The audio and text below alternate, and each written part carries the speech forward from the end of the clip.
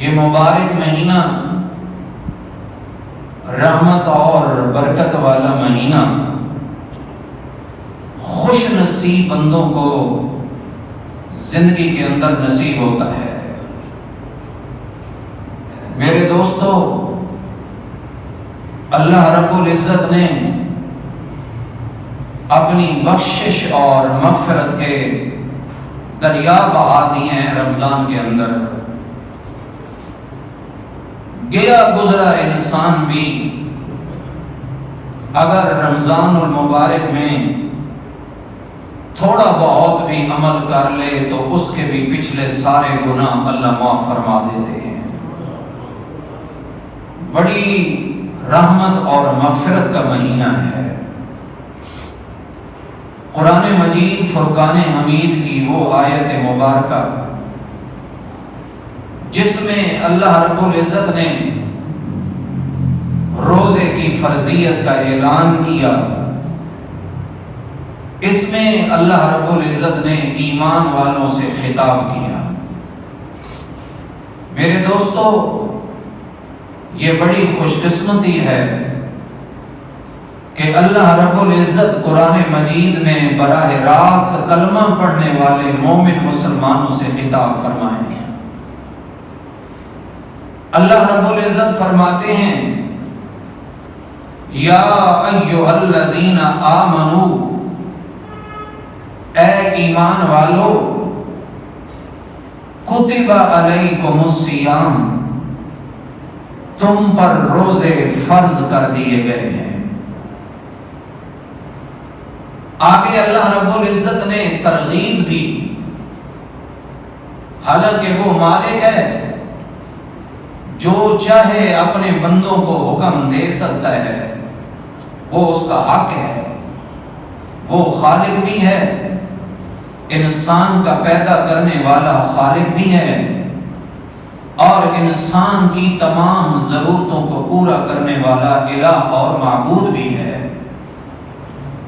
لیکن اللہ رب العزت نے آیت مبارکہ کے اس حصے کے اندر ایمان والوں کو ترغیب دی، فرمایا یہ روزہ صرف میں اللہ نے تمہارے اوپر فرض نہیں کیا، کما کتب علی الذین من قبلکم، جو لوگ تم سے پہلے ہو گزرے ہیں ان پر بھی میں اللہ نے روزہ فرض کیا تھا۔ یہ نہ سمجھنا کہ سحری سے لے کر افطاری تک کھانے پینے سے اور جائز خواہشات سے بھی اپنے آپ کو روک کر رکھنا یہ کہیں اللہ کی ناراضگی کا سبب اور نتیجہ ہے۔ فرمایا نہیں، وہ چیزیں جو غیر رمضان میں تمہارے لیے حلال ہیں، کھانے کی، پینے کی، جماع کی، اللہ رب العزت فرماتے ہیں ان چیزوں کو رمضان کے ایک مہینے کے اندر روزے کی حالت میں اللہ نے روک دیا، یہ میرا حکم ہے۔ اور اس طرح کا حکم میں نے تم سے پہلے لوگوں کو بھی دیا تھا، چنانچہ ہر مہینے کی 13، 14 اور 15 تاریخ کو حضرت آدم علیہ السلام روزہ رکھتے تھے، سیدنا نوح علیہ السلام 10ویں محرم کا روزہ رکھتے تھے، یہ ان کے اوپر فرض تھا۔ حضرت سیدنا داؤد علیہ السلام ایک دن چھوڑ کر روزہ رکھتے تھے، ایک دن روزہ، ایک دن افطار کرنا۔ سال کے اندر 6 مہینے روزے رکھتے تھے حضرت داؤد علیہ السلام۔ حضرت موسیٰ علیہ السلام کی قوم 40 دن روزے رکھتی تھی۔ حضرت عیسیٰ علیہ السلام نے اپنی قوم کو مسلسل 2 مہینے روزے رکھنے کا حکم دیا۔ میرے دوستو، آگے اللہ رب العزت نے روزے کا مقصد یہ بیان کیا کہ روزہ تمہارے اوپر کیوں فرض کیا؟ لعلکم تتقون، تاکہ تم متقی بن جاؤ، تمہارے دل کے اندر تقوی پیدا ہو۔ میرے دوستو، کسی گناہ کو یوں چھوڑ دینا کہ میرا اللہ مجھے دیکھ رہا ہے، اور اس گناہ سے بچ جانا کہ میرے خالق نے مجھے اس سے منع کیا ہے، اس کا نام تقوی ہے۔ آپ دیکھیں، شدید گرمی کا موسم، عین دوپہر کا وقت، بندہ روزے کی حالت میں، پیاس بھی لگی ہوئی ہے، بھوک بھی ستا رہی ہے، گھر کے اندر بچے موجود نہیں ہیں، بیوی موجود نہیں ہے، گھر کا مرکزی دروازہ بھی بند، کمرے کے دروازے بھی بند، کھڑکیاں بند، روشن دان بند، اتنا روزہ لگا ہوا ہے کہ لب بندے کے خشک ہو چکے ہیں، اور بندے کا پیٹ بھوک کی وجہ سے ساتھ لگ گیا ہے۔ اب دل کرتا ہے، گھر کے اندر کھانے کی چیزیں موجود ہیں، پینے کی چیزیں موجود ہیں، دیکھنے والا بھی یارو کوئی نہیں۔ اگر یہ روزے دار بندہ گھر کی ان چیزوں سے کھا پی کے اپنا منہ صاف کر کے باہر نکل جائے، کسی بندے کو شک بھی نہیں ہو سکتا۔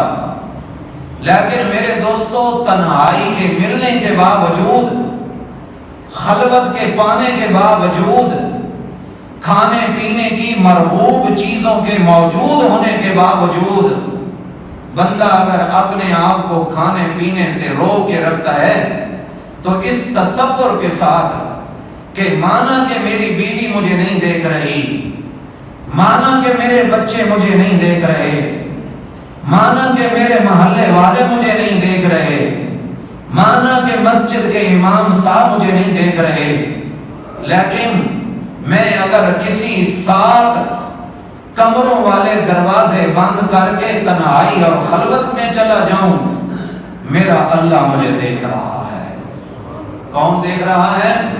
بولیے اونچی آواز سے۔ میرے دوستو، اس تصور کے ساتھ روزے دار بندہ اپنے آپ کو روزہ قائم رکھتے ہوئے کھانے پینے والی لذت اور گناہ سے، نافرمانی سے بچا لیتا ہے۔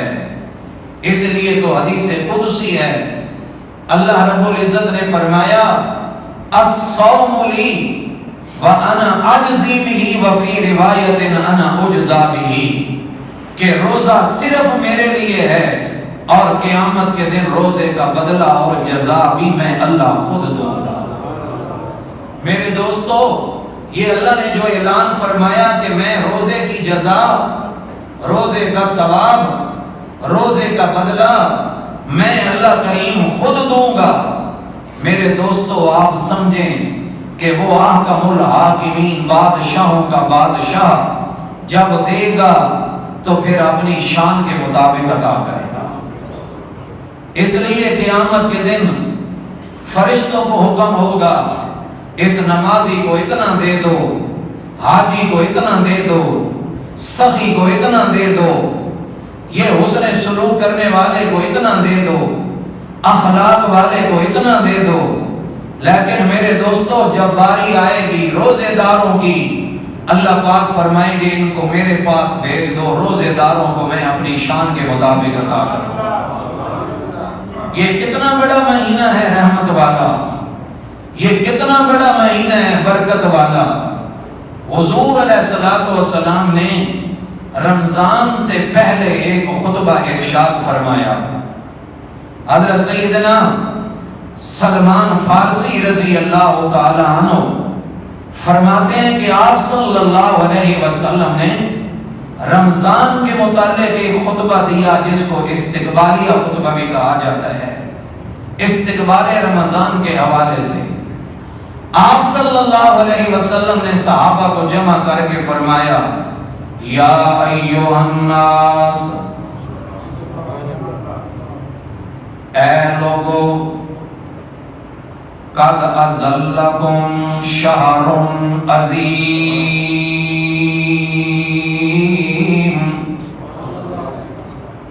تمہارے اوپر ایک عظمت والا مہینہ آ گیا ہے، عظمت والا مہینہ آ گیا ہے، عظمت والا مہینہ۔ اللہ کے نبی صلی اللہ علیہ وسلم نے شہر عظیم فرمایا۔ کیا فرمایا؟ شہر عظیم، ایک بڑا عظمت والا مہینہ، ایک بڑا اونچا مہینہ تمہارے پاس آ گیا ہے۔ میرے دوستو، یہ جو عظیم والی صفت ہے، عظمت سے ہے، اس کا معنی ہے اتنا اونچا مہینہ، اتنا اعلیٰ مہینہ، اتنا عرفہ مہینہ کہ جس مہینے کی عظمت، جس مہینے کی بلندی، جس مہینے کی رفعت کا مقابلہ کوئی دوسرا مہینہ نہیں کر سکتا۔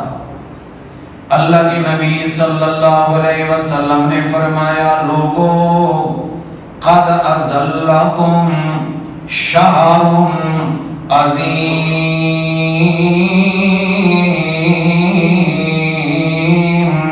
تمہارے اوپر ایک بہت بڑا مہینہ سایہ فگن ہے، آگے تمہارے پاس ایک عظمت والا مہینہ، شہرون کی جو اللہ تعالیٰ نے صفت رکھی اللہ کے نبی صلی اللہ علیہ وسلم نے، وہ عظیم ہے۔ جس طرح اللہ رب العزت نے اپنی ذات کے بارے میں فرمایا، اللہ لا الہ الا هو الحی القیوم لا تأخذه سنة ولا نوم له ما في السماوات وما في الأرض من ذا الذي يشفع عنده إلا بإذنه يعلم ما بين أيديهم وما خلفهم ولا يحيطون بشيء من علمه إلا بما شاء وسع كرسيه السماوات والأرض ولا يؤوده حفظهما وهو العلي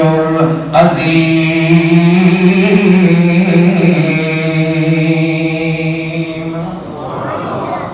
اللہ نے اپنی ذات کے لیے فرمایا عظیم، وَهُوَ الْعَلِيُّ الْعَظِيمُ، وہ اللہ کی ذات بلند و بالا ہے، عظمت والی ذات ہے۔ فرمایا کائنات کے اندر 14 طبق کے اندر، زمین آسمان کے اندر اس سے زیادہ عظمت والی ذات اور کوئی بھی نہیں ہے۔ وَهُوَ الْعَلِيُّ الْعَظِيمُ۔ اسی طرح قرآن مجید میں اللہ رب العزت نے اپنے پیارے پیغمبر سیدنا محمد رسول اللہ صلی اللہ علیہ وسلم کے اخلاق عالیہ کا تذکرہ کرتے ہوئے فرمایا، وَإِنَّكَ لَعَلَىٰ خُلُقٍ عَظِيمٍ۔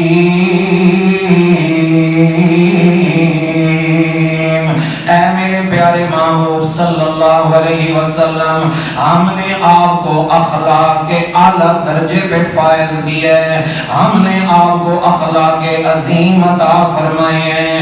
میرے دوستو، اخلاق تو علماء کے بھی ہوتے ہیں، اخلاق تو صلحاء کے بھی ہوتے ہیں، اخلاق تو محدثین کے بھی ہوتے ہیں، اخلاق تو مفسرین کے بھی ہوتے ہیں، اخلاق تو پہلے نبیوں کے بھی تھے، لیکن اللہ پاک نے فرمایا، اے میرے پیارے مدنی کریم صلی اللہ علیہ وسلم، وَإِنَّكَ لَعَلَىٰ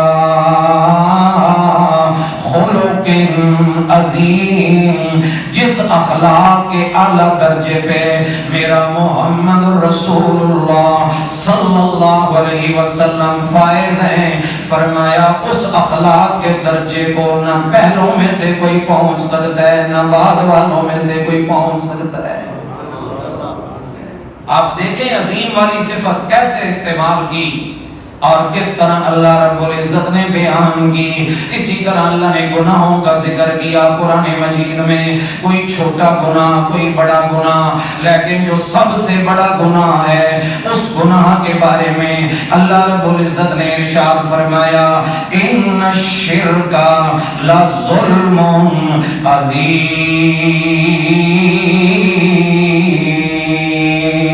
بے شک شرک بہت بڑا گناہ ہے میرے دوستو. جھوٹ بولنا بھی گناہ، غیبت کرنا بھی گناہ، کسی کو گالی دینا بھی گناہ، کسی کو برے القاب سے پکارنا بھی گناہ، ماں باپ کی نافرمانی کرنا بھی گناہ، کسی کو دھوکہ دینا بھی گناہ، کام توڑنا بھی گناہ، ناپ تول میں کمی کرنا بھی گناہ. میرے دوستو کسی کو حقیر نگاہ سے دیکھنا یہ بھی گناہ. میرے دوستو کسی کی چغلی کرنا یہ بھی گناہ ہے. سارے یہ گناہ ہیں، لیکن اللہ نے فرمایا ان الشرک لظلم عظیم. یہ جو شرک ہے فرمایا یہ بہت بڑا گناہ ہے، اس سے بڑا اور کوئی گناہ نہیں. اسی طرح اللہ رب العزت نے جس وقت قرآن مجید کی عظمت کا ذکر کیا اللہ پاک نے فرمایا وَلَقَدْ آتَيْنَاكَ سَبْعًا مِنَ الْمَثَانِي وَالْقُرْآنَ الْعَظِيمَ.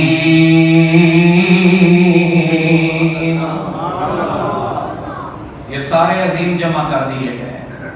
وَلَقَدْ آتَيْنَاكَ سَبْعًا مِنَ الْمَثَانِي. اے میرے پیارے محبوب صلی اللہ علیہ وسلم ہم نے آپ کو وہ 7 آیات جو بار بار پڑھی جاتی ہیں، مراد سورۃ الفاتحہ ہے جو کہ ہر نماز میں پڑھی جاتی ہے. اللہ نے فرمایا ہم نے آپ کو سورۃ الفاتحہ عطا فرمائی والقرآن العظیم، اور ہم نے آپ کو قرآن عظیم عطا کیا. میرے دوستو یہ دیکھو نا، یہ جو امت ہے اس امت کے بارے میں اللہ نے کیا فرمایا فَقَدْ فَازَ فَوْزًا عَظِيمًا. فرمایا امتیں تو پہلی بھی تھیں لیکن تمام امتوں کی سردار امت یہ امت محمد رسول اللہ ہے صلی اللہ علیہ وسلم. فرمایا یہ امت بھی عظیم. اور رمضان کے مہینے کے بارے میں اللہ کے نبی صلی اللہ علیہ وسلم نے فرمایا لوگو قد عزلکم شہر عظیم، تمہارے اوپر ایک بہت اونچا مہینہ عظمت والا مہینہ آ گیا ہے. میرے دوستو اتنا عظیم کہ جس کی عظمت کا اعلان سرکار دو جہان صلی اللہ علیہ وسلم فرما رہے ہیں. اتنا عظیم. میرے دوستو کبھی ہم نے خیال کیا کہ رمضان کو اتنی عظمتیں کیسے نصیب ہوئی؟ اس لیے کہ میرے دوستو جتنی آسمانی کتابیں اللہ رب العزت نے اور صحیفے آسمان سے اتارے ہیں، قرآن مجید بھی یہ ساری آسمانی کتابیں اللہ نے رمضان میں اتاری ہیں. کس مہینے کے اندر اتاری ہیں؟ بولیے اونچی آواز سے. چنانچہ کتابوں میں علماء نے لکھا ہے کہ حضرت ابراہیم علیہ السلام پر 10 صحیفے اللہ نے اتارے. کتنے صحیفے؟ 10 صحیفے اتارے. فرمایا وہ رمضان کی پہلی یا 3 تاریخ کو اللہ نے اتارے ہیں. اللہ نے ذکر کیا فی صحف ابراہیم و موسیٰ، حضرت ابراہیم علیہ السلام کے صحیفوں کا، حضرت موسیٰ علیہ السلام کے صحیفوں کا اللہ رب العزت نے قرآن مجید میں ذکر کیا. تو رمضان کی پہلی یا 3 تاریخ کو حضرت ابراہیم علیہ السلام پر اللہ نے 10 صحیفے اتارے ہیں. اس کے 700 سال بعد، کتنے عرصے کے بعد؟ 700 سال کے بعد رمضان کی 6 تاریخ کو اللہ رب العزت نے موسیٰ علیہ السلام پر تورات اتاری ہے۔ رمضان کا مہینہ ہے، تورات کے 500 سال بعد رمضان کی 13 یا 18 تاریخ کو حضرت سیدنا داؤد علیہ السلام پر اللہ نے زبور اتاری ہے۔ مہینہ کون سا ہے؟ بولیے اونچی آواز سے، رمضان کا۔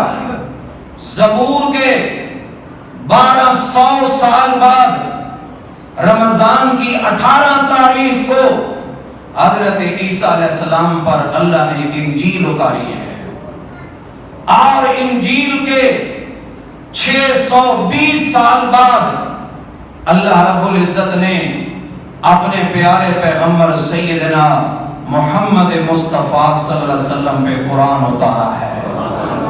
اور یہ رمضان کی 27ویں شب تھی، اللہ تعالیٰ نے لوح محفوظ سے پورا قرآن آسمان دنیا پہ اتارا۔ شب قدر کے اندر جس کا ذکر کیا اللہ رب العزت نے، اِنَّا أَنزَلْنَاهُ فِي لَيْلَةِ الْقَدْرِ، ہم نے شب قدر میں قرآن کو اتارا ہے، قرآن کو نازل کیا ہے۔ اور پھر آسمان دنیا سے تھوڑا تھوڑا کر کے اللہ رب العزت نے 23 سال کے عرصے میں پورا قرآن پیارے آقا صلی اللہ علیہ وسلم کے قلب اطہر پہ اللہ نے نازل فرما دیا۔ اس لیے فرمایا یہ شہر عظیم ہے۔ یہ کیا ہے؟ شہر عظیم۔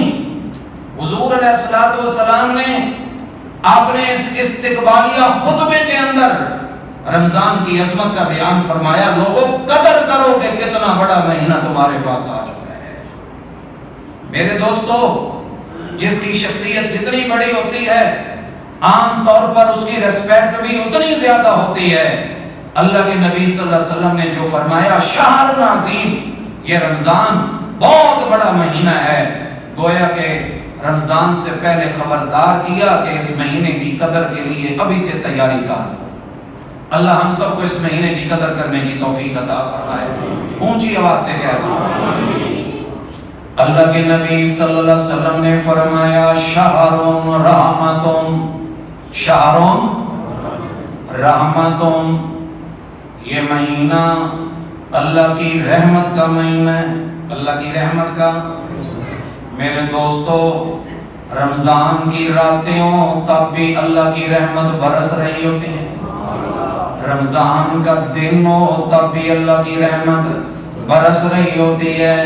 روزے دار بندہ روزہ رکھ کے دوپہر کو یا 10 بجے یا دن کے وقت، جس وقت بھی روزہ رکھ کے بندہ سو جائے، میرے دوستو جب تک ہم تسبیح کر رہے ہیں تسبیح کا ثواب ہے، نماز جب تک پڑھ رہے ہیں نماز کا ثواب ہے۔ میرے دوستو دیکھو، قرآن کی تلاوت جب تک کر رہے ہیں اس وقت تک ثواب ہے۔ میرے دوستو طواف بندہ کر رہا ہے، طواف کا ثواب ہے، لیکن روزہ رکھنے کے بعد بندہ 2 گھنٹے 3 گھنٹے سویا ہوا ہے، اس سوئے ہوئے بندے پہ اللہ کی رحمت ہے، سوئے ہوئے بندے پر بھی اللہ کی کیا ہے؟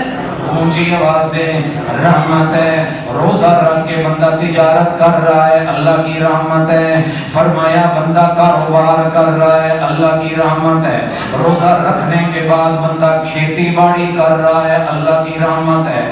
روزہ رکھنے کے بعد بندہ گندم کی کٹائی کر رہا ہے، کٹ رہا ہے گندم کو، لیکن اللہ رحمت کی برکھا برسا رہی ہے۔ او میرے بندے، تو یہ نہ سمجھے کہ اپنا کام کر رہا ہے، بلکہ یہ جو روزہ رکھا ہوا ہے، فرمایا تیری گفتار پہ بھی میری رحمت، تیری رفتار پہ بھی میری رحمت، تیرے اٹھنے پہ بھی رحمت، تیرے بیٹھنے پہ بھی رحمت، تیرے چلنے پہ بھی رحمت، او تیرے آنے پہ بھی رحمت، تیرے جانے پہ بھی رحمت، بازار جائے تب بھی رحمت، میکے والوں کے پاس کوئی چلا جائے تب بھی رحمت، سسرال میں چلا جائے تب بھی رحمت، رشتہ داروں کے پاس چلا جائے تب بھی رحمت۔